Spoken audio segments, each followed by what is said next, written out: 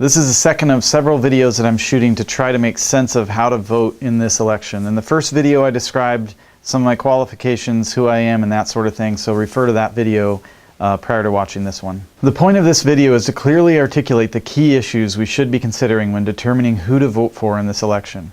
Some of these are universal so that they could be used for future elections as well. These issues are the issues we should be talking about, and they are the issues that you need to use when considering which candidate to vote for.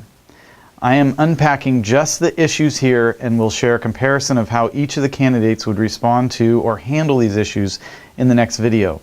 It is important that we first begin by understanding the real issues. I have identified them and am sharing the top 5 issues in this video.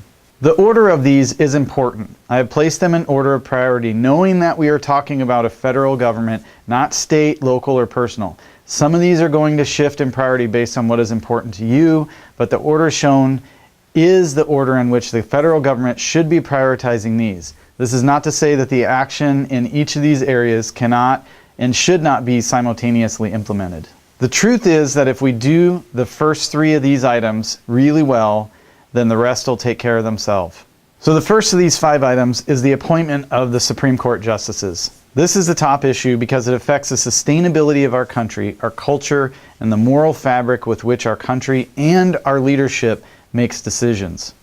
The issue is particularly pointed in this election because of these reasons. There is currently a recommendation pending appointment for a very liberal justice. That appointment will likely be confirmed or denied by the Senate, which is one side of Congress, based on the results of the election. The next president will likely have at least 2 additional appointment recommendation opportunities. The bottom line is that this group will likely change the course of the country like no other group of justices in the history of America. On this issue alone, I would make my vote for presidency. Interestingly enough, however, our government system overall does not have an appetite for long-term decisions. Why? The reason is that everyone is trying to get their face on Mount Rushmore. Not really, but what do I mean by that? Well, our term limits, which I agree with, limit the elected officials' ability to actually get anything done. But term limits are not actually the problem. The problem is inefficiency of the political system, our government, that slows everything down. Okay, so let's step back and talk about what the Supreme Court is. The federal government is made up of 3 branches. The legislative branch makes the laws and is a combination of the Senate, made up of 100 members, and the House of Representatives, made up of 435 members, which together is called the Congress. Then there is the executive branch, which implements and upholds the laws that are made by the legislative branch and is led by the president and includes millions of workers. The judicial branch is the 3rd branch, and it is the Supreme Court, made up of 9 justices. This court only hears cases that pertain to issues related to the Constitution. There are also lower courts in the judicial system. The point is that the Supreme Court is responsible for interpreting our Constitution and how it will be applied to us today. The responsibility of appointing these justices will have longer-term effects than anything else the next president will do while in office. The Supreme Court is responsible for designing the standards with which this nation runs and operates. Their decisions are as fundamental as the direction with which we drive on the road or that we read our books from left to right instead of right to left. Like it or not, they are the precedent-setting group for our nation. The Supreme Court holds our freedom of speech in balance. The Supreme Court holds our right to protection from evil coming from other countries. The Supreme Court controls the trigger for abortion, for slavery, and thousands of other unfair practices to be unleashed. The Supreme Court controls our right to own a business, to go camping, to own a gun, to see the movie of our choice, and the right to pray as we desire. As I mentioned, the Supreme Court holds our freedom of speech in balance. I'm going to give you an example in the next video of how my freedom of speech was affected by actions of the court this year, just so you know that this really is happening. Each candidate has presented a list of people that they would appoint, and they differ widely. The key difference is that the various appointments would affect the balance in the Supreme Court, or even tipping the scale to etch away at the foundational moral ethics that have been a part of this great nation from the beginning. Okay, number 2. National security. As Americans, if we are not free, then we have nothing. This was the big shift that began in 9/11. The enamel coating over our actual freedom was chipped away that day, and it has been rotting away ever since. We should not be living blindly and in fear of what will happen next, where it will happen, and who will be hurt or killed. The truth is that we are at war even if we do not know it or refuse to admit it. In my view, the number one role of the federal government is not to govern each of the states, but to protect them and the people in them. Federal government should be looking outside of our borders, and the states should be focused inside of our borders. That is how it was designed. Our threats are insidious currently, and we are living in dangerous bliss. Conventional war is also changing, and we are not keeping up with it. Technical attacks through the world of the web and the vast computer systems that run our utilities, our banking systems, and protect our intellectual property and our communication systems continue to be under attack, with defense primarily from companies and systems outside of the federal government. Why? Because the government does not understand the nature of these attacks or how they affect us and how they would respond to them. While other countries exploit our weaknesses, we continue to look at the macro, such as nuclear power, naval power, and soldier capacities. The truth is that these are important, but why are we not also looking at the real threats like terrorists living on our streets, illegal aliens here to do harm to our framework and our people, chemical warfare, nano warfare using drones and other technical attacks? The next item, number 3 on my list, is healthcare. I argued with myself in putting healthcare third, but I did it because the next is the economy, and I believe that if our country is protected, then our economy will thrive on its own. Sure, regulations are harmful and hurtful, but if we can hold up the framework of an independent, competitive environment within business, then it will take care of itself. Healthcare, on the other hand, has become a bigger issue because the fabric with which we once maintained our health has been decayed to the point where most people do not see a clear path back to good health. The state of our health and the way we choose to respond to it is also killing our economy. So if I was to put the economy above healthcare, then I would have to believe that a great economy could pay for our poor health, which I do not believe. Of course, there are accidents, emergencies, and things in our genes and other disorders that we really do need help with. I recognize that, and I'm not in any way wanting to belittle those situations. The solutions to healthcare are actually really simple. I designed a comprehensive national approach that fits onto a single sheet of paper.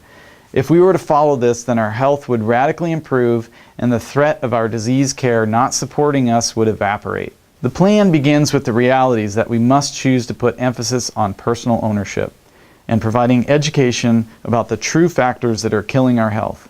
We must put more control in the arms of the states, allowing the competitive process to happen between providers, as this will keep the costs down. The federal government's involvement should be limited to encouraging the states to be creative, thoughtful, and adventurous with regards to developing plans and approaches to meet the needs of the people and providing sound educational tools to ensure every American understands what causes cancer, heart disease, diabetes, osteoporosis, ALS, Parkinson's, and more. The path to understanding those is very easy, and it is available right now.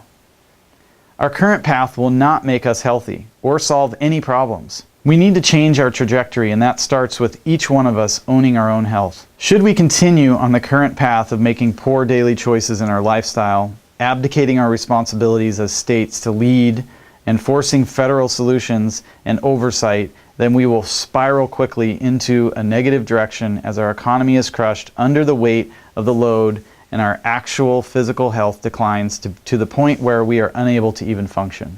And finally, if we do not have our health, then what do we have? All right, number 4, as I mentioned, is the economy. The American economy is a capitalist system. It works because people are encouraged to try things with the hope of some great rewards, both in recognition and in financial gain. Capitalism has built and sustained the most powerful country in the modern day world to do great things for the world. Capitalism is by nature free commerce. It says that I can compete with anyone I want if I think that I can do what they are doing better, faster, or in a way that adds more value to the customer. For capitalism to work, we must be okay with various economic results. Some people will have more means and more wealth than others. By design, those with more will freely support those that are without. We must be okay with there being winners and losers on any given day. In the midst of that, we all experience days where we win and others where we lose. Our drive to try is saddled within the framework of a system that says our hard work can and likely will lead to results that we each want to see in our lives. Our current trajectory has us in what I call a regulatory capitalism, meaning that we continue for now to operate in a capitalistic way, but with more and more added regulations pushing us ever so close to the point of falling off the cliff into socialism. If we continue to push our economy from this perspective, then entrepreneurs will be something people will be talking about America having in the past, but no longer. The spirit, excitement, and power that creates some of the greatest companies and movements in the planet are started in garages, living rooms, kitchen tables, by people dreaming of doing something great with their lives. People want to do great things because they want to leave their mark in history, and they want to provide for their families, and they want to support their communities. From a policy standpoint, some of the economic problems that we need to solve are these. Congress's appetite to spend more than America has. Our officials must be willing to operate within a responsible and reasonable budget and to cut projects and engagements that are simply not working or whose time has passed. We must work on the inefficiencies in governance. We must learn to be more efficient, to make decisions more quickly, and to get things across the finish line within a reasonable amount of time. Next, we must have a vision for international engagement, including military, trade, and humanitarian needs. We must begin to include investments from all nations that agree with our positions and desire to provide protections, humanitarian aid, and international security. Next, we must consider the onerous regulations over companies. Each new legislative item stacks responsibility on companies more and more, sucking their efficiency and their productivity. Next, the entitlements, both government and those that are forced on the companies.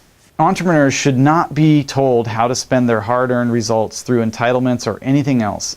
This is happening through the need for big government to pay for itself, through the national debt, through direct demands for companies to pay for entitlements and other ways. Doing so guts the entire capitalistic system. And on that note, I move to number 5, which is the last of my top 5 points, which is immigration reform. The fifth and last on my list of key considerations when planning your vote is our immigration system. We are all immigrants, and the only thing that separates us from people that want to be in the U.S. is our moral code and our belief system. These have been the undertone over the course of American history. Immigration standards affect all of the 4 voting considerations I presented in significant ways. In order of appearance, if we do not have a comprehensive immigration plan, then here are some of the things that are going to happen. First, the Supreme Court's interpretation of our Constitution will not matter because we will have a country filled with people who do not support or recognize the Constitution, and eventually we will not have a country at all. Next, our national security is contingent upon a good immigration plan that is actually followed, or our borders simply become businesses that generate revenue for the elite and the elected officials, and our national security is compromised from within. Next, the state of our health is a heavy burden because of our daily disciplines or lack thereof with regards to our lifestyle, but the cost and the weight of the burden is exponentially affected by the number of people that are being supported. Finally, our economy hangs in the balance with some of the industries desperately needing access to workers that will do the blue-collar work that we do not have the capacity to do or do not have the nationalists to do. While we also have a need to consider the effect of immigration to wages of all citizens of the country. Another reason that immigration reform is needed, aside from how it affects the other voting decision-making factors I just listed, is that there is a humanitarian requirement for us to address immigration standards. Let me explain. Currently, we have a situation where we have actually reintroduced a form of slavery by way of how we are handling immigration. Companies involved with hiring illegal immigrants know there is no other solution. Their open recs would never be filled in any other way. All of the agricultural industry knows this to be fact, and most of the service industry is very familiar with it. And in the next video, I will explain why it has continued to develop in this way. American companies need migrant labor to survive. Immigrants come primarily from Mexico, but also from other countries. The first in a family to cross the border lives secret lives under a similar oppression that the slaves did in early America. They have children who are born here and are then full-blooded Americans as a result. The initial generation is eventually lost over time. This continues over and over again, and it is wrong. It's dead wrong. It's inhumane, and it's unfair. I'm not advocating that we should have an open border. What I am saying is that we must have a documented, comprehensive, and responsible immigration system that meets the needs of our country now and in the future, and we must elect a leader for our executive branch, the president, that will actually follow the plan for the good of the country and not simply for their own benefit. So there you have it for this video. This concludes my review of the major points we should be considering when determining who we will vote for. Do not get caught up in the current news stories or likely false reports for or against either one. Simply consider how each of them will respond to these issues. That will be their job for the next 4 years. In the next video, I will compare my view of how each of them will address these issues, and I will unveil with clarity who I am voting for and why. Thank you.